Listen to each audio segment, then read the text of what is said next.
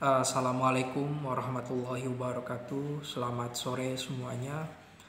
Pada kesempatan ini kita akan membahas tentang kitab Al-Hikam dari Syekh Ibnu Athaillah Al-Iskandari. Mari kita kirimkan Fatihah kepada beliau. Al-Fatihah. Jadi, apakah prasyarat untuk kita untuk memahami atau untuk mengaji kitab Al-Hikam ini? Mengkaji hikmah.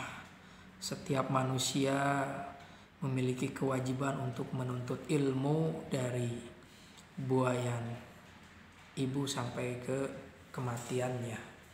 Menuntut ilmu adalah suatu tindakan yang sangat mulia. Setiap ilmu memiliki gradasinya, ada untuk orang awam, untuk orang khawas.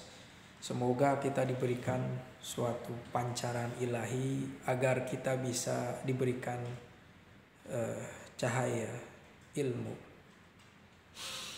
Jadi memang kita berniat untuk hidup beribadah, tapi ternyata Allah berkata, kamu bukan untuk beribadah ternyata, tapi untuk mencari kasab, untuk mencari nafkah untuk dirimu sendiri. Juga ada orang yang sibuk mencari nafkah, tapi Allah belokkan dia sebagai makhluk yang mencari ibadah. Mungkin artinya bahwa mencari nafkah juga itu sebagai suatu ibadah. Tanpa kita sadari atau tidak kita sadari, Allah selalu meridhoi setiap aktivitas kita yang mengarah kepada kebaikan. Ya, mencari nafkah itu sebagai suatu ibadah. Iradatuka tajrid ma'a iqamatillah iyyaka asbabi minal syahwati khafiyah. Jadi keinginan kita untuk beribadah kepada Allah itu sebenarnya bisa saja sebagai suatu syahwat yang halus gitu. Karena tujuannya adalah untuk dunia. Kita mengkaji ilmu Allah untuk mendapatkan dunia. Apa itu salah? Ya, orientasinya untuk Allah, tapi hati kecil kita mengatakan bahwa ini untuk dunia, untuk materialitas kita. Ya, ini kurang tepat juga. Wa iradatuka asbaba ma'a iqamatillah iyyaka fi tajrid in khitatum minal himmatil aliyah. Tapi ada juga yang bertajrid memang karena dunia, tapi ada juga yang dia mencari dunia tapi Allah menggiringnya kepada makom ibadah. Nah, dari sini kita akan selalu mendialektikakan bahwa kita beribadah itu apakah untuk dunia, dan kita juga mencari dunia ternyata Allah membelokkannya itu kepada urusan akhirat. Urusan dunia, urusan akhirat itu urusan beribadah kepada Allah. Jadi mencari nafkah itu adalah ibadah juga. Atau ada orang yang niatnya ibadah tetapi untuk mencari nafkah. Ini sesuatu yang sangat sebenarnya kontradiksi pada satu sisi. Tetapi kalau Allah yang memandang, itu memang bisa kontradiksi. Tapi kalau manusia mengatakan ya mencari nafkah juga untuk ibadah gitu kan. Tapi memang kita sebagai manusia itu harus bisa mempunyai waktu untuk mendekatkan diri kepada Tuhan secara khusus, maksudnya secara khusus gitu.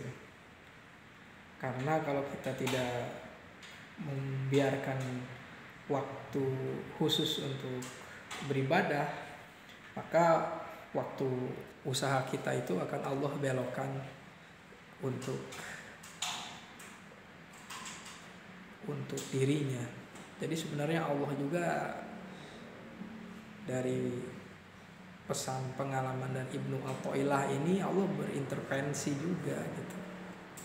Dan soal ibadah ini sangat Allah memperhatikan sekali.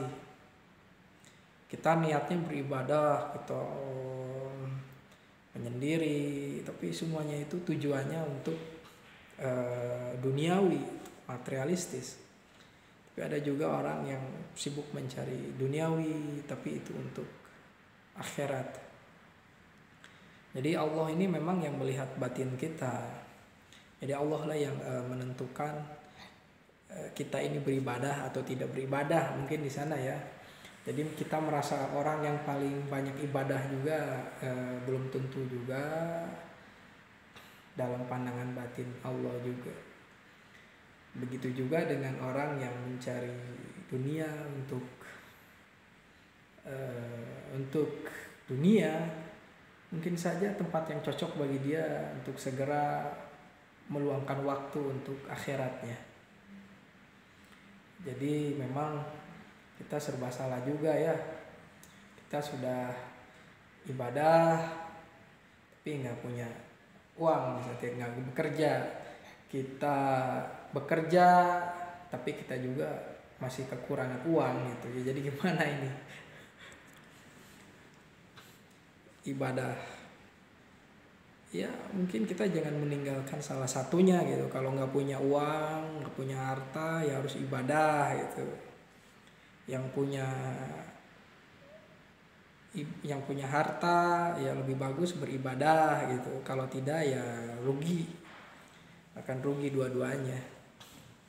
Jadi bagaimana nih kita niat untuk beribadah, meninggalkan dunia gitu ya. Tidak punya harta, tidak punya uang, kita bekerja juga ternyata uang tidak ada, itu gimana? Tapi yang harusnya kalau bekerja itu uang ada gitu kan, tapi belum tentu juga. Nah dari sini memang persoalan ibadah itu, kalau orang yang memang sudah makomnya udah ibadah, pasti Allah akan mencukupinya, akan memberikan rezeki yang berlimpah sebagaimana janjinya. Tapi mungkin kita yang belum panceg di makom ibadah, ini hanya jadi refleksi saja nih. Kita mau terus ibadah takut nggak dapat uang kerja. Kita yang sudah kerja rezekinya sedikit gitu, gimana ini? Iya. Jadi keinginan kita itu memang kalau dilandasi keinginan untuk ibadah, mungkin di sini Allah akan memberikan suatu jalan gitu, akan mendatangkan suatu pemenuhan mungkin di sini untuk kita. Tapi ini sesuatu ayat yang bukan ayat apa, kalimat yang sangat menarik. Iradatuka tajrid ma'a iqamatillah iyyaka asbabi minal syahwati khafiyah wa iradatuka asbaba ma'al iqamatillah iyyaka bi tajrid inkhitatum minal himmatil aliyah. Ya kita harus punya semangat terus, bersemangat mencari dunia ini, dan harus diniatkan intinya dengan ibadah gitu. Sebagaimana penjelasan yang sebelumnya, min alamatil amali nuksonu rojai inda wujudil rizal. Jadi ada orang yang bersandar kepada amalnya saja, maka pengharapannya akan kikis karena kegagalan.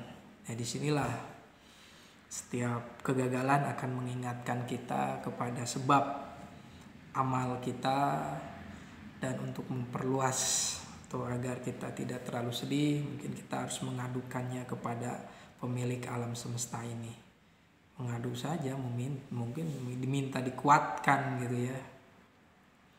Dan keinginan kita terhadap dunia ini menjadi bagian suatu selaras dengan ibadah kita. Ya, kita di dunia ini untuk ibadah. Artinya seperti itu aja. Dan untuk beribadah itu sebenarnya komitmen, pilihan. Harus ada semangat gitu ya, semangat untuk ibadah, mencari dunia saja harus ada semangatnya. Begitu juga dengan mencari nafkah, itu harus ada semangatnya. Meskipun kita mengalami satu yang ketakutan pada satu sisi ya, ibadah tapi kita nggak bisa kerja misalnya. Ini yang kerja uangnya nggak kumpul-kumpul. Ya seperti itulah. Tapi yang pasti yang Allah lah yang memandang ibadah kita. Apakah kita ini beribadah kepada Allah di setiap waktu itu, mengingatnya meskipun aktivitas kita lagi bekerja gitu. Ya tidak harus selalu ingat kepada Allah juga ya, karena manusia itu memiliki suatu keterbatasan untuk mengingat. Kadang ya kalau kita mengingat Allah segala istighfar, habis itu kita terjerumus atau mengalir bersama rutinitas kehidupan kita. Begitulah perjuangan hidup kita di dunia untuk ibadah. Terima kasih, mohon maaf apabila ada kesalahannya. Terima kasih. Assalamualaikum warahmatullahi wabarakatuh.